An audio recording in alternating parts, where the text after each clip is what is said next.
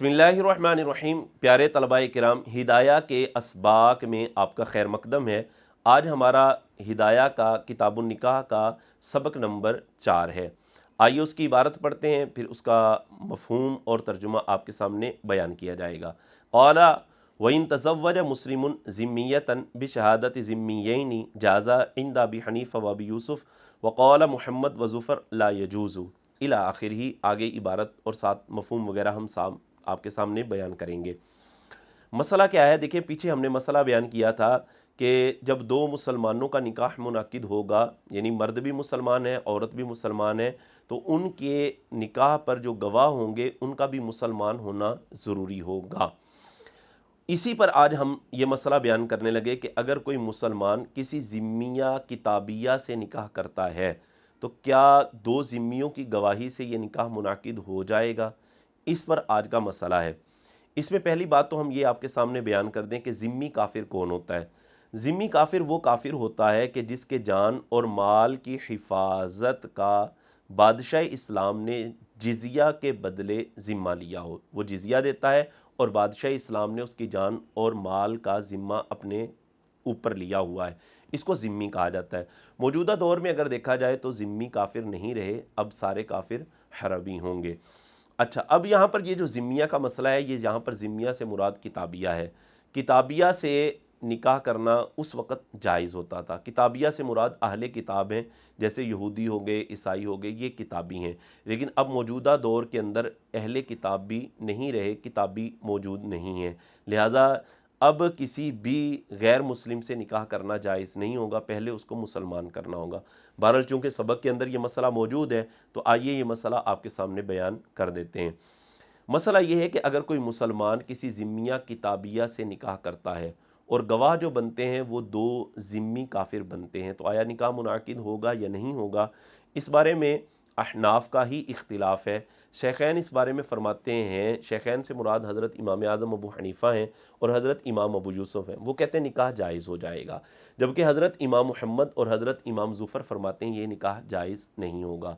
इनकी दलील क्या है? हज़रत इमाम मुहम्मद और हज़रत इमाम ज़ुफ़र की वो दलील ये देते हैं, फरमाते हैं कि निकाह के अंदर ईजाब व कबूल का सुनना और सुनकर इस पर गवाही देना, ये गवाही होती है, यानी सीमा पर गवाही होती है। और जो काफिर होता है, काफिर की गवाही मुसलमान के ख़िलाफ़ कबूल नहीं की जाती। तो गोया कि जब निकाह में किसी काफिर को गवाह बनाया जाएगा तो वो ऐसा ही होगा जैसा कि इसने कलाम सुना ही नहीं। तो जब कलाम सुना ही नहीं तो गवाही नहीं होगी, और जब गवाही नहीं होगी तो निकाह मुनाकिद नहीं होगा। यहाँ तक इनकी दलील का खुलासा मैंने आपके सामने बयान किया। आइए यहाँ तक इबारत और इसका तर्जुमा देखते हैं।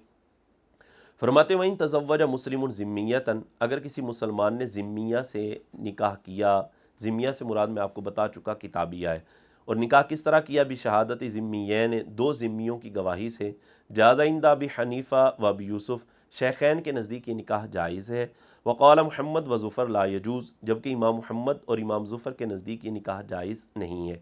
दलील लियन्ना से बयान कर रहे हैं, फरमाते लियन्ना सीमा फ़ी निकाह शहादतुन, क्योंकि निकाह के अंदर सीमा से मुराद इजाब व कबूल का सीमा, निकाह के अंदर जो सीमा होता है वो शहादत होती है, यानी इस पर शहादत और इस पर गवाही होती है।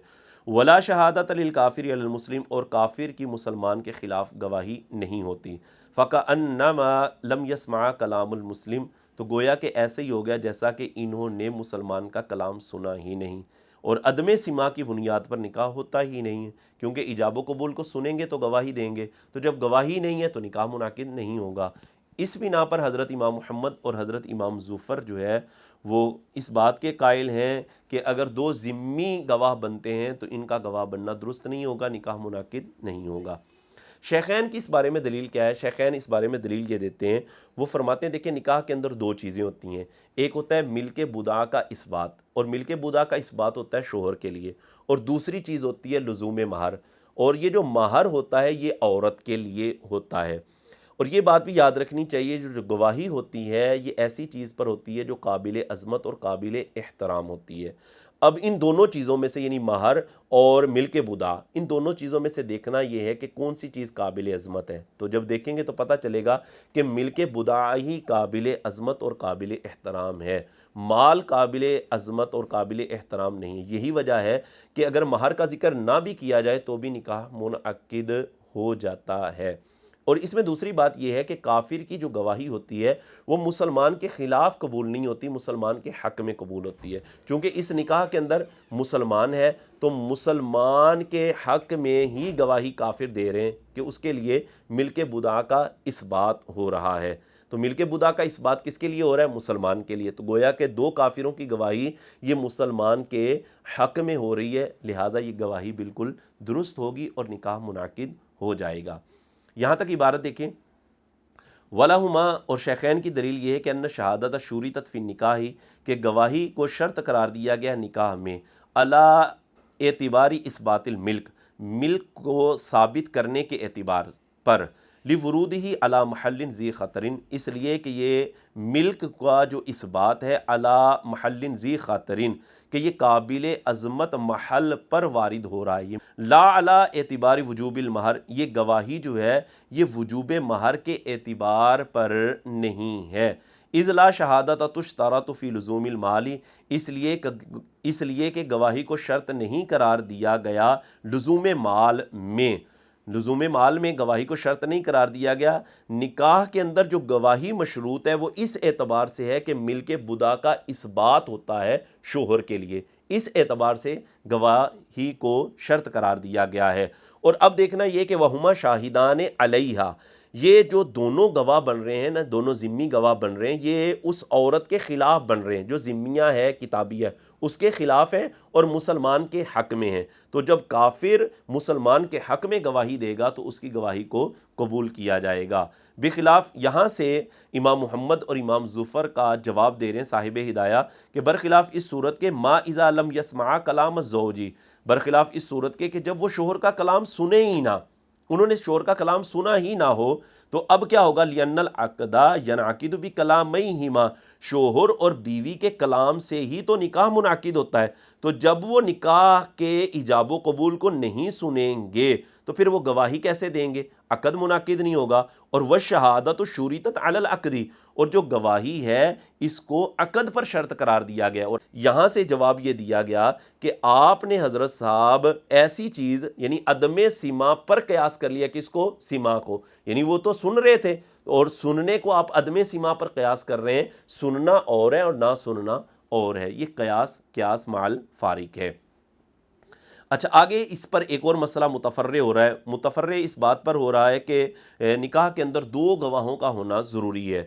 فرماتے ہیں ومن امر رجلا بان یزوج ابنتہ الصغیرہ، کسی شخص نے دوسرے آدمی کو حکم دیا کہ وہ اس کی چھوٹی بیٹی کی شادی کر دے، کسی کے ساتھ بھی کر دے، فزوجہا، تو اس شخص نے جس کو وکیل بنایا گیا تھا اس نے اس کی چھوٹی بیٹی کا نکاح کر دیا، شادی کر دی، اور والابو حاضر بشہادت رجل واحد، کہ اس کا باپ بھی اس شادی کی مجلس کے اندر وہاں پر موجود تھا اور ایک آدمی کی گواہی کے ساتھ، سواہما، اور وہ آدمی باپ اور اس وکیل کے علاوہ تھا، جازہ نکاح جائز ہو جائے گا۔ یعنی ایسا ملے کہ باپ نے وکیل بنایا کہ تم میری چھوٹی بیٹی کا نکاح کر دو، چھوٹی بیٹی کی شادی کر دو۔ اب اس بندے نے کیا کیا کہ اس کی چھوٹی بیٹی کا نکاح کر دیا، اس طرح نکاح کیا کہ باپ موجود ہے، باپ کیا ہے؟ موجود ہے، اور ایک اور شخص بھی موجود ہے اور یہ وکیل بھی موجود تھا۔ اب ایسی صورت میں اگر نکاح کیا ہے تو یہ نکاح درست ہو جائے گا، کیوں؟ دو گواہ پائے جا رہے ہیں۔ کس طرح؟ لِأَنَّ الْأَبَا يُجْعَلُ مُبَاشِرًا، کیونکہ باپ کو عاقد مانا جائے گا، مباشر قرار دیا جائے گا، عمل کرنے والا قرار دے دیا جائے گا، لِاتِّحَادِ المجلس، مجلس کے متحد ہونے کی وجہ سے، تو باپ کیا ہو جائے گا؟ عاقد۔ فَيَكُونُ الْوَكِيلُ سَفِيرًا وَمُعَبِّرًا، اور یہ جو وکیل بنایا گیا تھا یہ وکیل محض ایک سفیر اور معبر کی حیثیت سے ہوگا، یہ صرف الفاظ کو بیان کرنے والا ہے، الفاظ کی تعبیر کرنے والا ہے۔ اب کیا ہوگا؟ فَيَبْقَى الْمُزَوِّجُ شَاهِدًا، یہ نکاح کروانے والا، یہ جو مزوج ہے، یہ بطور گواہ کے باقی رہ جائے گا، ایک گواہ یہ ہو گیا، اور ایک گواہ اور ہے، دو گواہ موجود ہیں، باپ مباشر ہے، باپ عاقد ہے، تو اب یہ نکاح ہو رہا ہے تو دو گواہ موجود ہیں، جب دو گواہ موجود ہوں گے ایجاب و قبول کو سننے والے تو نکاح منعقد ہو جائے گا۔ لیکن فرماتے ہیں وَإِن كَانَ الْأَبُ غَائِبًا، اگر باپ موجود نہ ہو اس مجلس کے اندر تو لم یجوز، پھر جائز نہیں ہوگا، لِأَنَّ الْمَجْلِسَ يَخْتَلِفُ، کیونکہ مجلس مختلف ہے، فَلَا يُمْكِنُ أَن يُجْعَلَ الْأَبُ مُبَاشِرًا، کیونکہ اب باپ کو مباشر بنانا ممکن نہیں ہے، یعنی اسی طرح مجلس ہو، باپ موجود نہیں ہے، یہ جو جس کو وکیل بنایا تھا یہ وکیل اب عقد کر رہا ہے، اب اس صورت کے اندر وکیل عاقد ہوگا اور وہ جو ایک شخص ہے وہ گواہ ہوگا، ایک شخص کی گواہی سے نکاح منعقد نہیں ہوگا۔ ہاں اگر باپ موجود ہوگا تو پھر یہ جو وکیل ہے یہ بھی بطور گواہ کے مانا جائے گا اور باپ عاقد ہوگا، ایک وکیل گواہ ہو جائے گا، ایک دوسرا آدمی گواہ ہو جائے گا، پھر نکاح منعقد ہو جائے گا۔ کہتے ہیں وَعَلَى هَذَا، اور اسی اصول پر یہ بھی مسئلہ ہے کہ اذا زوج الابو ابنتہ البالغہ، کہ جب باپ اپنی بالغہ بیٹی کی شادی کر دے، بالغہ بیٹی کا نکاح کر دے، بمحضر شاہد واحد، ایک گواہ کی موجودگی میں، تو بھی نکاح درست ہو جائے گا۔ کب؟ ان کانت حاضرتن، جبکہ وہ بالغہ بیٹی اس مجلس میں حاضر ہو، جازہ، نکاح جائز ہو جائے گا، کیونکہ وہ بالغہ بیٹی اس مجلس میں موجود ہے، باپ بھی موجود ہے اور ایک گواہ ہے، تو اب کیا ہو جائے گا، یہ بالغہ خود عاقدہ ہوگی، عقد کرنے والی ہوگی، باپ کی حیثیت اب گواہ کی ہوگی اور ایک گواہ ویسے موجود ہے، تو نکاح دو گواہوں کی موجودگی سے ہو جاتا ہے۔ وَإِن كَانَتْ غَائِبَةً لَا يَجُوزُ، اور اگر وہ بالغہ وہاں پر موجود نہیں ہے بلکہ غائب ہے تو پھر کیا ہوگا، کیا ہوگا، لا یجوز، پھر نکاح جائز نہیں ہوگا، کیونکہ اب باپ خود عاقد ہے اور گواہ صرف ایک ہے، گواہ دو نہیں ہے، باپ عاقد ہے اور ایک گواہ ہے، اور ایک گواہ کی موجودگی سے نکاح نہیں ہوتا، دو گواہوں کا ہونا ضروری ہے۔ تو آج سمجھ لیں دو مسئلے میں نے آپ کے سامنے بیان کیے ہیں جو صاحب ہدایہ نے ذکر کیے تھے، انشاءاللہ اگلے سبق میں دوبارہ پھر آپ کے سامنے حاضر ہوں گے۔